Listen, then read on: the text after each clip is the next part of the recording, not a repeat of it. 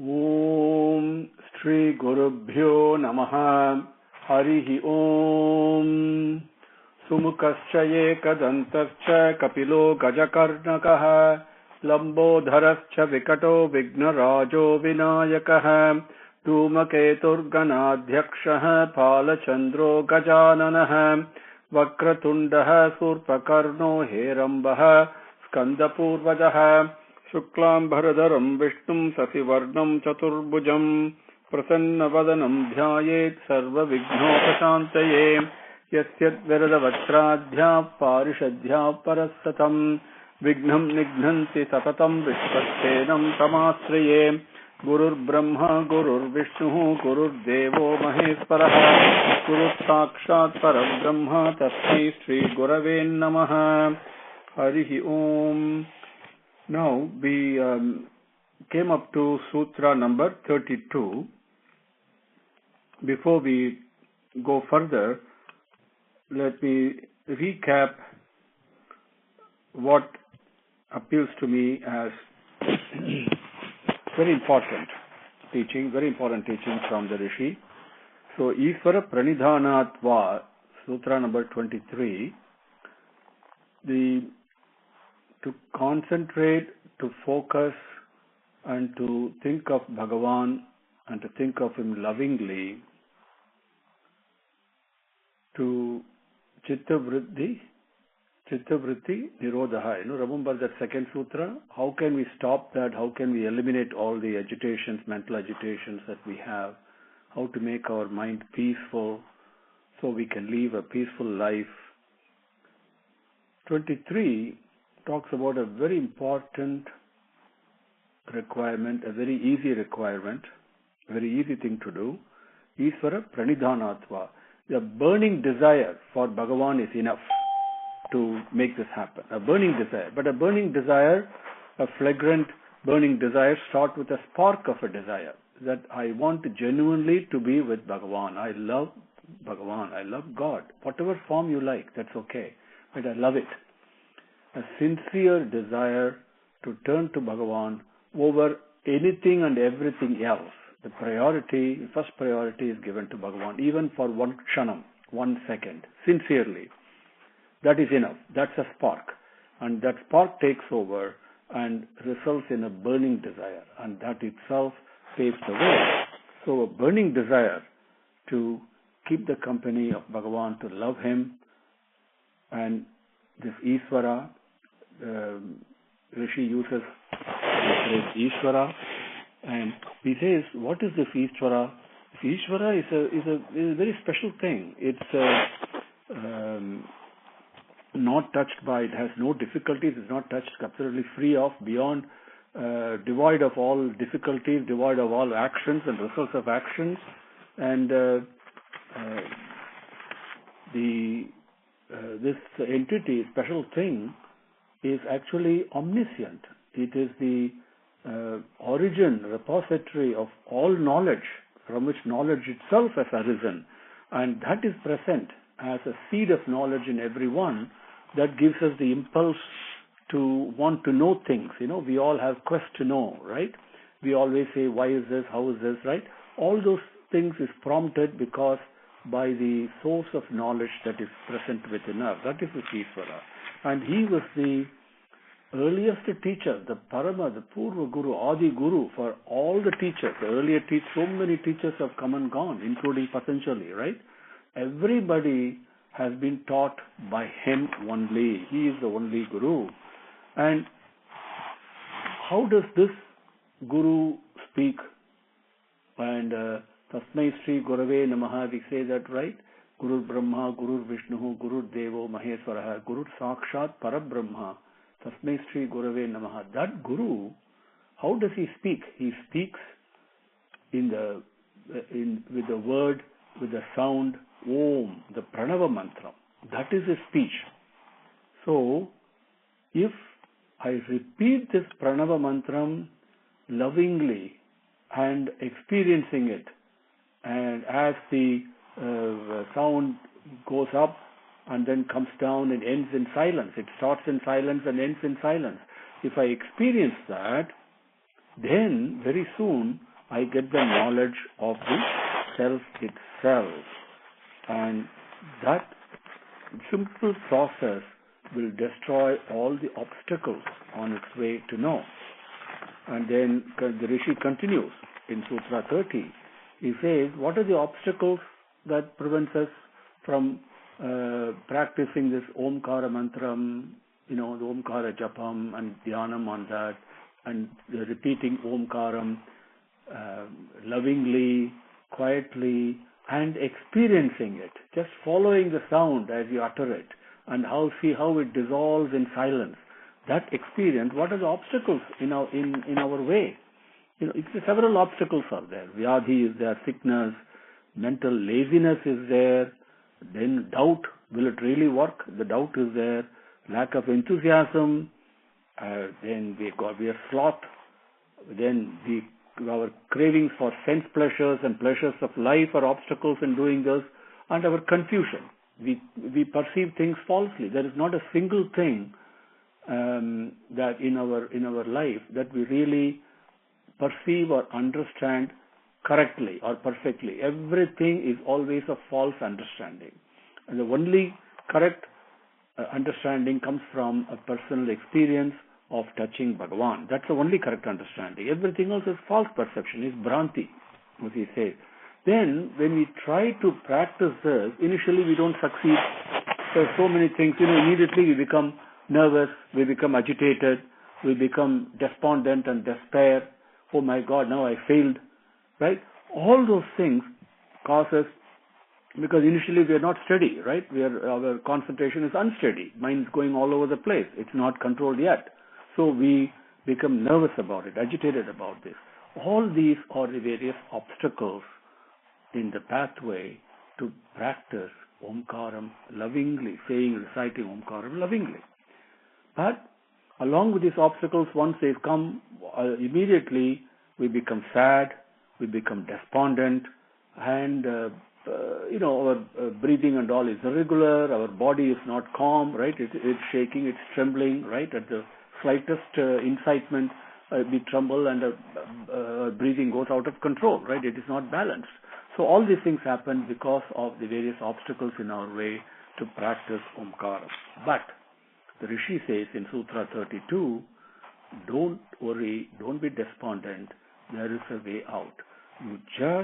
All these obstacles can be removed by steady, insistent, and persevering practice, and keep on focusing on one thing, Eka Tattvam, whatever you select. That one thing, you keep on focusing on this and practice that, then all the obstacles will go away. Then, what is the one thing that then I can focus on? The Rishi goes on to describe that, Eka Tattvam. Many examples, many pathways he gives now. Sutra number 33. Maitri Karuna Mudita Upekshanam Sukadukha Punya Punya Vishayanam Bhavanataha Chitta Prasadanam. Maitri Karuna Mudita Upekshanam Sukha Dukha Punya Punya Vishayanam Bhavanatihi Chitta Prasadanam. Maitri is friendliness, a disposition of friendliness to everybody and everything all around. And a friend here, the word Maitri, Sakha, these are all words used in Sanskrit to describe a friend. And a true friend is the one who even points out unpleasant things to you for your own good. He is a true friend, not the type of people that we take in our life today in a very lackadaisical manner to say this is a friend. No. A friend is one, when you do something wrong, he points it out to you, even though it may not be pleasant to you. Because whatever is good for you, suhrit is another word that is used in Bhagavad Gita also for a friend. Suhrit, that means who has got your goodness, your welfare in his heart.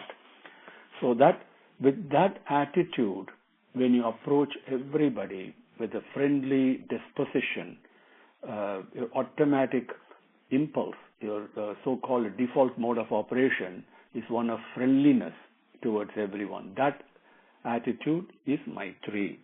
Karuna. Now, there are several people suffering and our heart goes out to them. We are compassionate to them. That compassion is very important. Mudita. Mudita means happiness, but not the regular type of happiness. Genuinely being happy and being blissful in the company of the good and the godly, right? So people who are impelled and already disposed in the Godward path, and their company is not sought by many people. But you take genuine pleasure in that. When you're in their company, you're genuinely happy. That is mudita. And upekshanam. Upeksha means to disregard, not disregard in the sense of it's kind of not bothered with it. This is very important. And it's not like you're abandoning it or you're discarding it or anything like that. It is, you're not with a certain disregard. It's not important. So many things exist in life, like when you go to a buffet and pick up things, you don't pick up everything, right? And the things that you don't pick up, that what attitude you have, it's not like you dislike them or you basically, you have no regard for them. They also exist, but you're not bothered with it. You're not touched by it. It should be like that.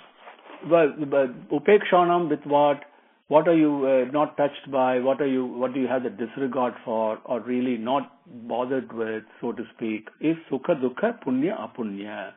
So the pleasures we have, the pains we have, the miseries, the sufferings, and sometimes we do good activities that makes us really brings us closer to Bhagavan, and sometimes we do things that are hurtful, that are sinful, and that are not correct, the apunyam, right, the demerits as we call them. Whatever happens, whatever you do, you're not disturbed by, you're not bothered with it. That attitude is sukha dukkha punya apunya upekshanam vishayanam, in all the matters, bhavanataha, with that kind of an attitude, with that kind of perception, a disposition, a mindset. So Maitri Marunamai mindset, the one of friendliness, the one of compassionate mindset, and a mindset that is really not bothered with the ups and downs, the pluses and the minuses, so to speak, that happen in life. How can that happen? How can all this happen? Chitta prasadanam. When you take the prasada buddhi, the very important teaching from Bhagavad Gita is prasada buddhi. Whatever happens in your life is for your good, because that happening is decided and willed by Bhagavan. And remember, not even a leaf can fall or an ant can move, all right, or the distant star can shine without Rama's will. Everything happens to the dot and on the dot, the way Bhagavan decides and wills it. So when something happens in your life that you may or may not like, that is Bhagavan's will. So when you take it as prasadam from Bhagavan, then automatically you see the presence of Bhagavan in your life. The moment you do that, Maitra will come, Karuna will automatically come, and Sukha Dukkha Punya Apunya Vishayanam Upekshanam also, that will also descend and come. They will become part and parcel of your life. This mindset is very important to keep the company of Bhagavan. Is a teaching from Maharishi, the Brahma Rishi on this. Maitri, Karuna, Mudita, Upekshanam, Sukadukha, Punya, Apunya, Vishayanam, Bhavanataha, Chitta, Prasadanam. Now, you can also calm your mind to be able to do ekatattvam, to be able to focus it on one thing. You can calm it by exhaling your breath, and when you inhale your breath, you can retain that for a certain time. This is in pranayamam, the yoga, many people teach this, and lots of people are making money on this. They give their own brand name to this, Kriya Yoga, whatever else that they call. But the basic thing is, how do I breathe? And how do I breathe in? How do I breathe out? How do I retain the breath? Just by following your breath in and out and holding it, you can calm yourself. The moment you start observing your breath, it happens instantly. The moment, it doesn't matter how tense you are. Just observe your breath for a second, immediately you will calm down. Immediately it will happen. So when you exhale, especially when you're tense, and even during when a mother delivers a baby, for example, or the basic thing, first lesson they teach you in swimming classes is always to exhale, to breathe out. Breathing out is very, very important, that expulsion of your breath. Automatically, the inhaling takes place. Then you look at the retention, how much you retain. That, by doing that, you can calm your mind also. Prachardana vidaranabhyam va pranasyaha. Va means also. We saw that, right? There's so many ways to calm your mind. Pranasyaha, the life breath that is activating our body. Prachardana. Prachardana means to exhale, to breathe out. Vidharanabhyam. Vidharanabhyam. Dharana means support. Vidharana is to retain, retention. So the mind can be calmed down to help it concentrate through the practice of exhaling your breath and also retaining it in the proper way. Then also, suppose once the mind becomes calm, then you start observing the world slightly differently. All of a sudden, you get what we call as extraordinary perception. You really see things are more than what they appear to be to start with. Okay, you really see it, you really experience it. Then you see that there is something out there that is making all this happen, but beyond all this.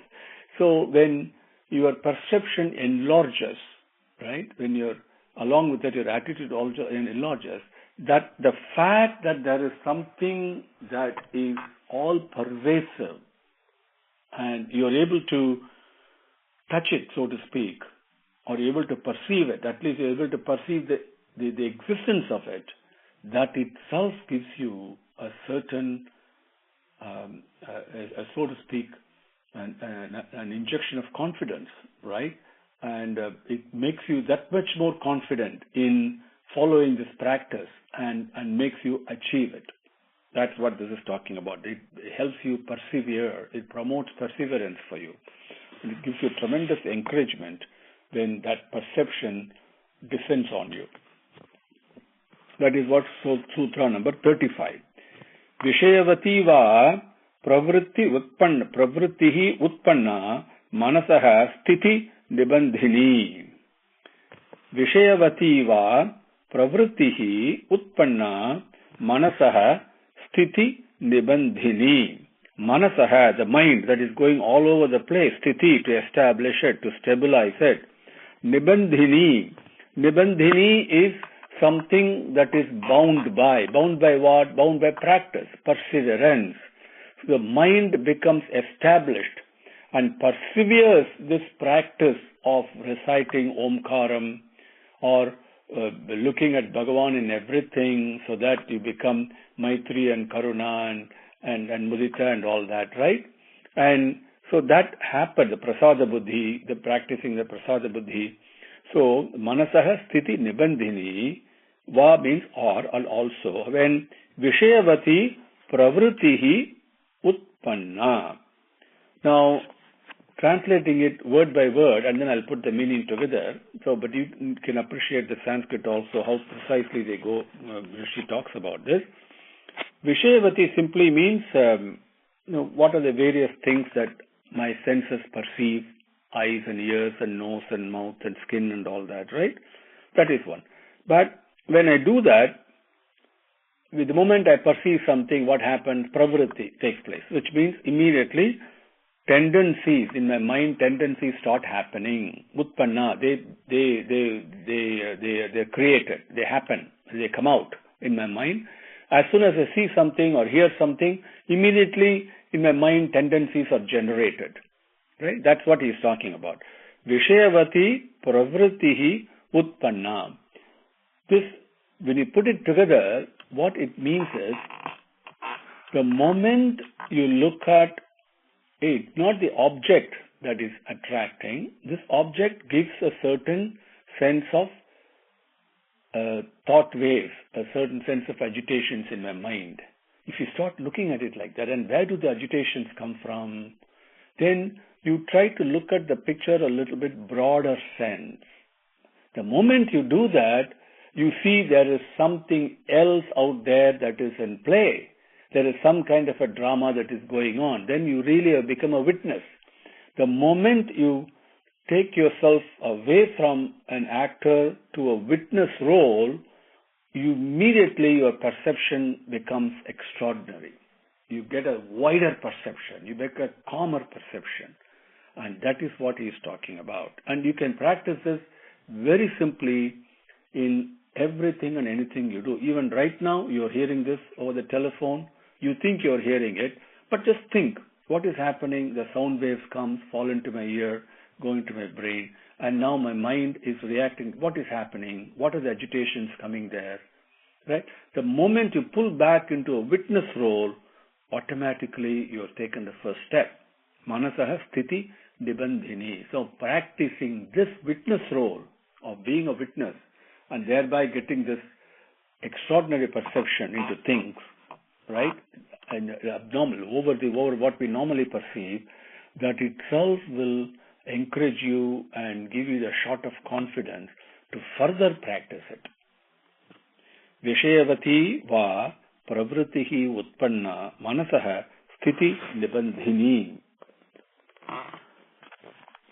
Then another thing we can do, he says, to Isvara Pranidhanatva, or when you follow that, you can do Jyoti meditation. What people call as Jyoti meditation is you close your eyes and picture the Jyoti that is resplendent. It's in your heart and it is sending light waves all over your body. To pick up each part of your body and see the light moving through that, through your legs, through your feet, through your hands, through your thighs, through your chest and neck and face and then head.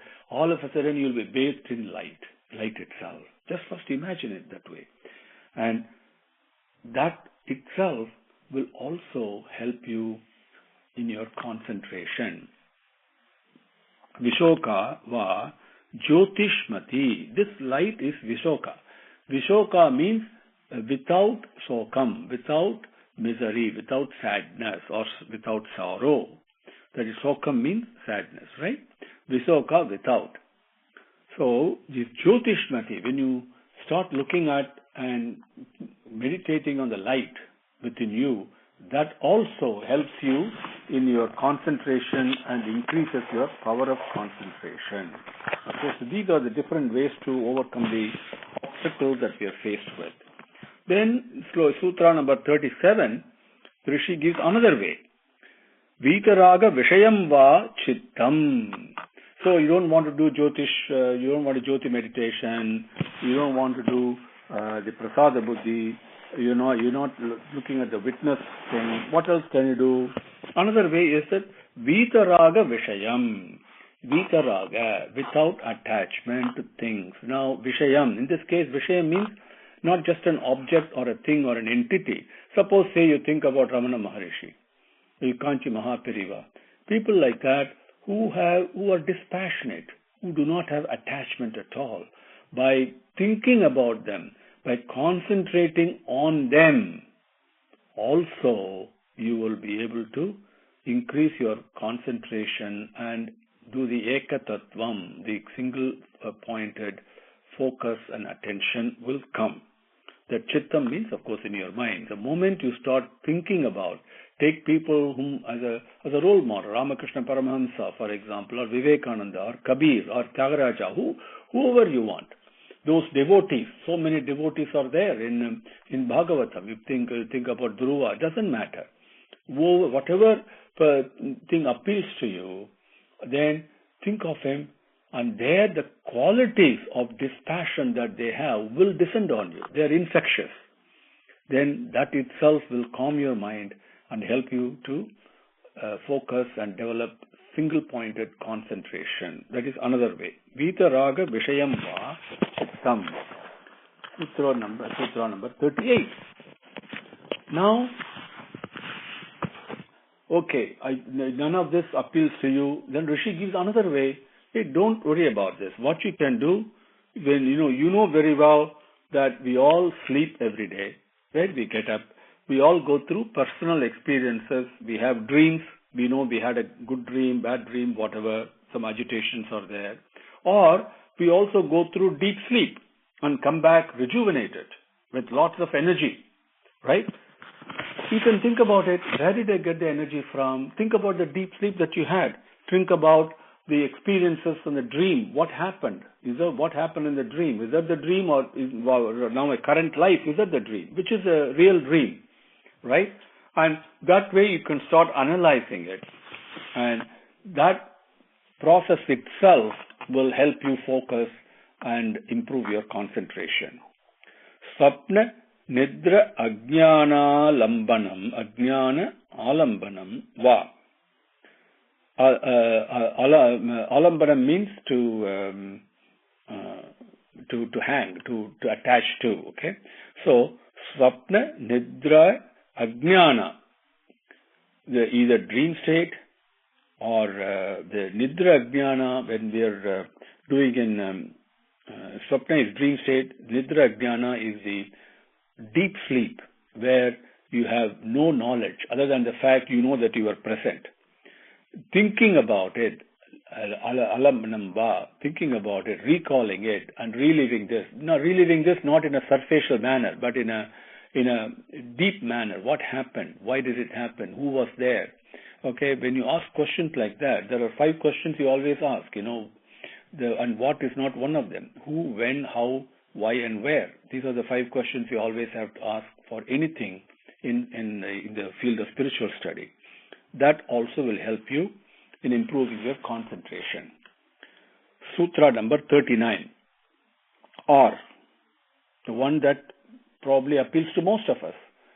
You can pick your favorite form of God that you have. Krishna, Rama, Saraswati, doesn't matter. Lakshmi, Pillayar, Hanuman, doesn't matter. Whatever, Muruga, whoever you like. Okay?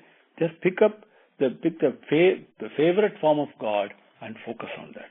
And you can turn your mind and bring it back. As it goes away, bring it back to that form. And that's all that you need to do. And the moment you do that, it could be your guru, whoever you like. Take one form, but only one form. You cannot change it. It's not a musical chair. You got to hold on to one form that you like. And then keep on thinking about that in your mind. That will help you focus and concentrate better. Yatha abhimata dhyanatva. Abhimata dhyanatva. Yatha abhimata dhyanatva. Abhimata means something that you imagine, something that you love very much. Now, the picture that you select, whatever appeals to you, select that picture, select that form. That's why in our way of worshipping Bhagavan, we have so many forms of God, because we see God in everything, right? And so you pick the one that you like, that appeals to you. But love that form, just not statically, but dynamically. Love that form, the form that you have selected. And when you do that, yatha, when you do the abhimata, dhyanate, when you meditate and think about that, and repeatedly with tremendous love, the concentration will increase, the obstacles will wither away. Now, Sutra number 40. See, the mind has got the ability to think and conceive something extremely small. And it can also think something extremely big, very vast. So, using this characteristic of the mind is why the choices have been given, various options have been given. Some of them are very small, very minute, and very subtle, and some of them are formless, and therefore it's quite big. But mind has the ability to do that. So Sutra number 40 says, Paramanu para mahatvantaha asya vasikaraha. Paramanu parama mahatvantaha asya vasikaraha. Vasikaram means just not attraction only. In our colloquial thing we say Vasikaram, we imply that to mean attraction. It is more than attraction. It attracts so much that it actually subjugates you. You become slave to that attraction. That is called Vasikaram. Okay? Ramyam is something attraction. Vasikaram means it attracts so powerfully, without you realizing it, you have become a slave to that. You have subjugated yourself to that. And that could be anything, any of the five senses we have. And the objects associated with the five senses, when we subjugate ourselves to that, we become slaves to our mind. That is Vasikaram. But the mind is the ability to subjugate itself to Paramanu, the smallest of the things, or Parama Mahatva Antaha, even the largest, the widest, the most expansive thing, it can subjugate itself to it. Like think of the universe, immediately we get a sense of bigness and vastness, right? The mind has subjugated itself to that vastness. That is what he means. Because of that ability of the mind, you can select anything that you want. And practice that. That itself will lead you to Bhagavan. This is completely in line with what Taittiriya Upanishad says is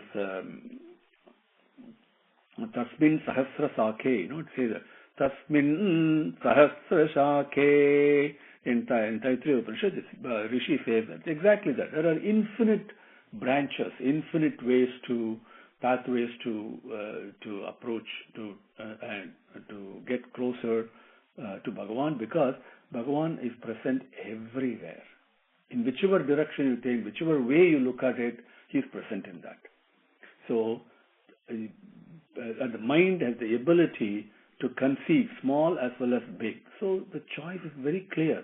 Whatever you like, hold on to it, and practice that. That itself will take you, improve your concentration and give you the peace of mind. Take you to Bhagavan, who is nothing but the feet of love within each one of us. Okay? Om Shri Gurubhyo Namaha. Harihi Om. Samasta Lokaha Sukhino Bhavantu. Samasta Lokaha Sukhino Bhavantu. Samasta Lokaha Sukhino Bhavantu. Om Shanti Shanti Shanti. Harihi Om.